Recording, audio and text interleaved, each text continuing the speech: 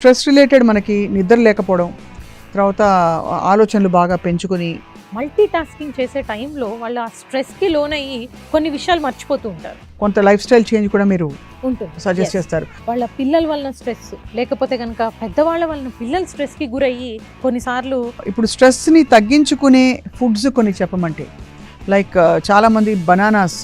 Chocolate కూడా తింటారు చాలా మంది. యా సో చాక్లెట్ ఒకవేళ తింటుంటే కనుక డార్క్ చాక్లెట్ ఇస్ బెటర్.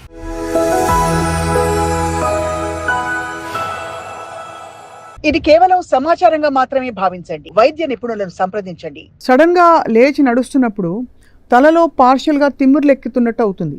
అది ఎందుకు అవుతుంది డాక్టర్ గారు? Is it because of stress? అది అన్ని వేళలా అవ్వకపోవచ్చు. అది బ్లడ్ సర్క్యులేషన్ లోపించా ఏం జరుగుతుంది?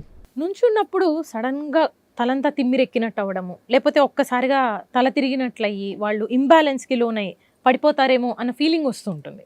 ఇవన్నీ కూడా ఏంటంటే మనకు ఆ బ్లడ్ సర్క్యులేషన్లో ఫ్లక్చుయేషన్స్ వచ్చినప్పుడు ఆటోనామిక్ నర్వస్ సిస్టమ్ అనేది it has to take over the function. So వెంబడే ఆ బీపీని నార్మల్సీకి తీసుకొచ్చేస్తుంది. మన కంట్రోల్లో ఉండదు అది ఆటోనామిక్ నర్వస్ సిస్టమ్ అనేది. కానీ ఫర్ ఫ్యూ రీజన్స్ ఇది లోపిస్తుంది. అది ఎందుకు? డయాబెటీస్ వల్ల అవ్వచ్చు, లేకపోతే ఏజ్ రిలేటెడ్ ఉంటుంది, కొన్ని ఆటో ఇమ్యూన్ డిసార్డర్స్లో కూడా రావచ్చు. అండ్ ఫ్లూయిడ్ డిస్టర్బెన్సెస్, మనం సరిగా వాటర్ తాగకపోవడం, బీపీ మెడికేషన్స్ వాడే వాళ్ళల్లో ఇది చాలా కామన్గా చూస్తూ ఉంటాం. విపరీతమైన స్ట్రెస్లో ఉన్నప్పుడు కూడా కొన్నిసార్లు ఏమవుతుందంటే they lakh sleep, proper food intake ఉండదు, టైమింగ్స్ మెయింటైన్ చేయలేరు, రైట్. మల్టిపుల్ థింగ్స్ రన్ అవుతూ ఉంటాయి మైండ్లో అలాగా.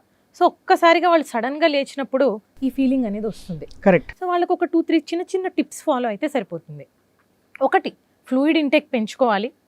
ఒకవేళ బాగా బీపీ ఫ్లక్చుయేషన్స్ ఉంటే కనుక సాల్ట్ యాడ్ చేసి వాళ్ళని ఫ్రూట్ జ్యూసెస్ కానీ బటర్ మిల్క్ కానీ తీసుకోమని చెప్తాం.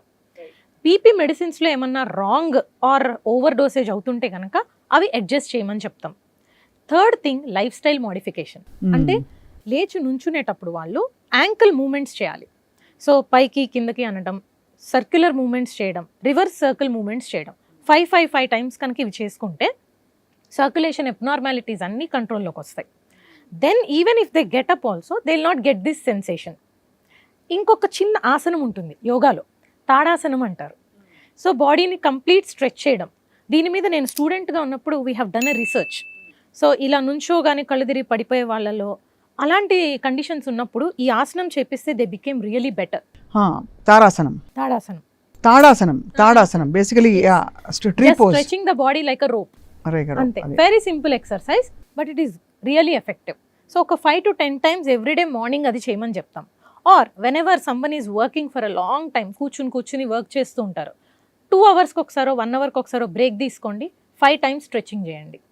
That it self will prevent such side effects అనమాట. అంటే అఫ్ కోర్స్ కళ్ళు తిరగడం ఒక ఎత్తు అయితే ఐఎమ్ టాకింగ్ అబౌట్ తిమ్మిర్లు ఎక్కడం కూడా దాని వల్లే అవుతుంది. బ్లడ్ సర్క్యులేషన్ అనేది అబ్నార్మల్ అయ్యి అలా తిమ్మిరెక్కినట్లు అవుతుంది, అది, లేదా కళ్ళు తిరిగినట్లు. సో ఈ రెండిటికి కూడా this is the best remedies. Stress related మనకి నిద్ర లేకపోవడం, తర్వాత ఆలోచనలు బాగా పెంచుకొని అనవసరంగా రియాలిటీ నుంచి దూరంగా వెళ్ళిపోవడం, Correct. అండ్ అలాగే న్యూరల్ పాత్వేస్లో మనకి బ్రెయిన్ కాగ్నిటివ్ స్కిల్స్ కనుక ఎఫెక్ట్ అయ్యే ఇవి ఉంటే కనుక స్ట్రెస్ వల్ల అది కూడా అవుతుందా? ఎస్ అండి, చాలా మంది ఇప్పుడు సూడో డిమెన్షియా అని ప్రెజెంట్ అవుతారు మా దగ్గరికి. అంటే నాకేం గుర్తుండట్లేదు అంటారు.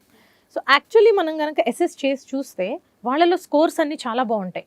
సో మరి నీకు ఇంకేం గుర్తుండట్లేదమ్మా అంటే మల్టీ టాస్కింగ్ చేసే టైంలో వాళ్ళు ఆ స్ట్రెస్కి లోనయ్యి కొన్ని విషయాలు మర్చిపోతూ ఉంటారు. కరెక్ట్. మనం కనుక గమనిస్తే మోస్ట్ ఇంపార్టెంట్ థింగ్స్ ఖచ్చితంగా బ్రెయిన్ ఎలాగోలా గుర్తుపెట్టుకోవడానికి ట్రై చేస్తుంది. అన్ఇంపార్టెంట్ లేకపోతే కనుక సెకండరీ ఏవైతే ఉంటాయో మన ప్రయారిటీ లిస్ట్లో లేనివి, వెనకబడ్డవి, అవి మర్చిపోతూ ఉంటాం కామన్గా. సో ఆ స్ట్రెస్ మేనేజ్మెంట్లో ఏదర్ మనం స్ట్రెస్ తగ్గించుకున్నా సరిపోతుంది, లిస్ట్ రాసుకున్నా సరిపోతుంది. కరెక్ట్. దానికి అనవసరంగా గాబరాబడి అసలు గుర్తుండట్లేదని ఇంకొంచెం ఎక్కువ స్ట్రెస్ చేసుకోవడం కరెక్ట్ కాదు. అండ్ ఈ స్ట్రెస్ వల్ల ఏమవుతుందంటేనండి స్ట్రోక్ కూడా వస్తూ ఉంటాయి. చిన్న మెదడులోని బ్లడ్ సప్లై తగ్గిపోవటం వల్ల ఆ మెమరీ ఏరియాస్ ఏవైతే ఉంటాయో వాటిలో చిన్న స్ట్రోక్స్ వచ్చినా కూడా it will have a long term impact on the memory. అది తెలుస్తుందా అలా చిన్న స్ట్రోక్ వచ్చినప్పుడు? యా. సో చిన్న స్ట్రోక్స్ వస్తే మనకి అయితే సిమ్టమ్స్ బయటకు వస్తాయి.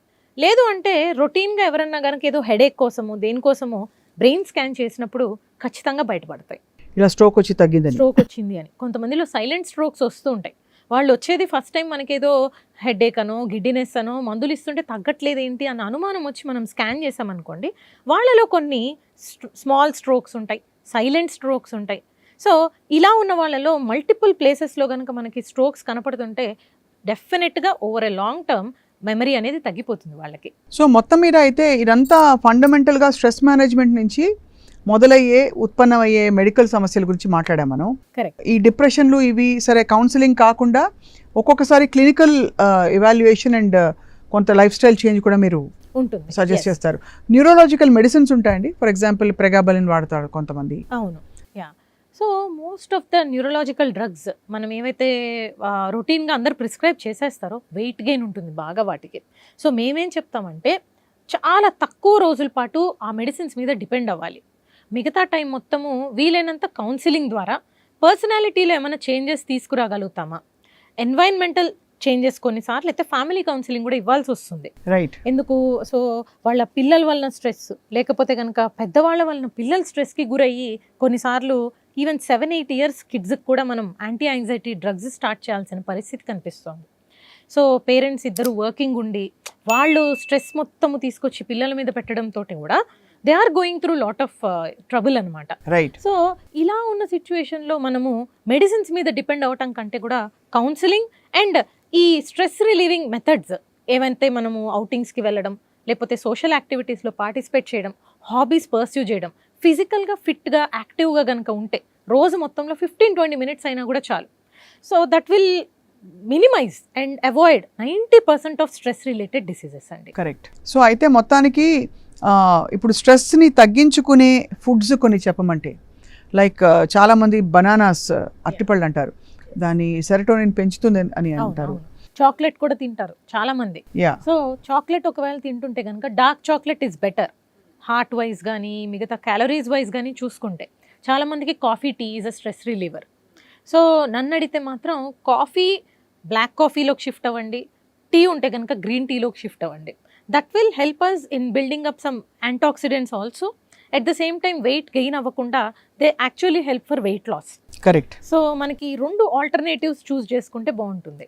అండ్ దాంతోపాటుగా ఏంటంటే ఫుడ్లో మనం కనుక చూస్తే కొన్ని ఇష్టమైన రెసిపీస్ మనంతట మనం చేసుకొని కనుక తినగలిగితే అది కూడా స్ట్రెస్ రిలీవ్ చేస్తుంది. అవును, ఎక్కడో అక్కడ ఆ సైకిల్ని బ్రేక్ చేయాలి. సో బిర్యానీస్ ఉంటాయి అనుకోండి, సపోజ్ బిర్యానీస్ అంటే అందరికీ ఇష్టం, జంక్ ఫుడ్ అంటే అందరికీ ఇష్టం, కేక్స్ ఫర్ ఎగ్జాంపుల్ మన కప్ కేక్స్ లాంటివి. సో ఇవి చేసేటప్పుడే మనం కనుక దానిలో హెల్దీ రెసిపీస్ వాడామనుకో, so we'll also feel some gratification. Okay fine, నేను ఇది తిన్నాను కానీ దాంట్లో చాలా హెల్దీవన్నీ ఇంగ్రీడియంట్స్ వేసి చేశాను, ఫ్యామిలీ అందరికీ పెట్టినప్పుడు కూడా you feel lot of happiness. At the same time మనం తీసుకున్నా కూడా అవి will feel really happy. So ice creams తింటే కొంతమందికి చాలా మూడ్ ఎలివేషన్ వస్తుంది అంటారు. So I suggest ice cream బదులు ఒక ఫ్రూట్ సలాడ్ కానీ, ఫ్రూట్స్ తోటే డిఫరెంట్ ఏదన్నా ఓట్ మీల్ లాంటివి ఏమైనా ట్రై చేయండి. So go for healthy alternatives. So options లోనే మనము ఎట్లా అంటే మీకు మూడ్ ఎలివేట్ చేస్తూ ఉండాలి, at the same time health కూడా రిస్క్ లో పెట్టకూడదు. రైట్. సో అలాంటి ఫుడ్ ఐటమ్స్ చూస్ చేసుకుంటే కనుక దట్ వుడ్ బి బెటర్. ఇక ఇట్స్ ఎ నో బ్రైనర్, ఆల్కహాల్ అనేది ఇట్స్ అబ్సల్యూట్లీ ఫర్బిడెన్. ఏ మోతాదులో కూడా అది విషయమే అని అందరు డాక్టర్స్ చెప్తారు, మేము స్ట్రాంగ్లీ అడ్వకేట్ చేస్తాం. మధ్యలో ఇది healthy drinking, good for the heart అని, ఒక గ్లాస్ ఆఫ్ వైన్ అని, ఇలాంటి థియరీలు చలామణి అయ్యాయి. అవునండి, yeah. So each different alcohol will have percentages కదా. సో వైన్ ఏదైతే మీరు రెడ్ వైన్ అని చెప్తున్నారో దానిలో అరౌండ్ 6 to 8% ఆఫ్ ఆల్కహాల్ ఉంటుంది. That is usually not harmful and అంత ఎడిక్టివ్గా కూడా ఏమి ఉండదు. So 1 glass or 2 glasses of wine is okay, but too much of alcohol definitely is harmful. And whisky కానీ వోడ్కా కానీ అవి ఏవైతే వాళ్ళు కామన్గా తీసుకుంటాము అని అంటారో, ఆల్కహాల్ కన్జ్యూమ్ చేసేవాళ్ళు 40% ఆల్కహాల్ ఉంటుంది. Right. So definitely 40% is more dangerous than 6%. Correct. So on a daily basis కంటే కూడా probably weekly once or twice you can go for it. And remaining times ఇంకా అదర్ మెథడ్స్ కూడా ఉన్నాయి కదా. అంటే అదే పని కట్టుకుని ఇప్పుడు వెళ్ళి అదే that's not the intention.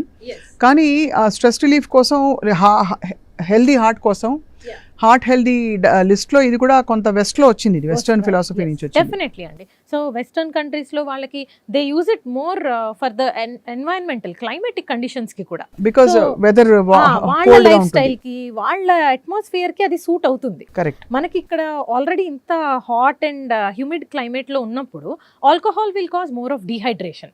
Correct. So liver and kidney abnormalities, heart failure కూడా తొందరగా వచ్చేసే అవకాశం ఉంది. And India is the diabetes capital of the world. అమ్మో. So alcohol will again cause an imbalance in the diabetes. అదే మనకి సాత్విక ఆహారం ఉండే ప్రైమరీలీ వెజిటేరియన్ కంట్రీ అని చెప్పుకునే మన దేశంలో మనకి unfortunately lot of modifications have to, even in the yeah. Dietary habits. So మొత్తానికి డాక్టర్ నివేదిత, స్ట్రెస్ చాలా పెద్ద అంశం మన ఆరోగ్యాన్ని శాసించడంలో. Correct. కాబట్టి స్ట్రెస్ని మేనేజ్ చేయడం అంత ఉత్తమమైన ఏంటి ప్రిస్క్రిప్షన్ లేదని మీరు చెప్తున్నారు. Through diet, better then cure. Absolutely, through diet, through exercise, through right thinking, positive thinking, and అన్నిటికంటే మించి మంచి నిద్ర. Follow our heart, Follow your hobbies కానీ ఏదంటే అది. సో మనకి ఏది నచ్చుతుందో ఆ యాక్టివిటీస్ చేయడం అనేది ఇట్స్ వెరీ ఇంపార్టెంట్.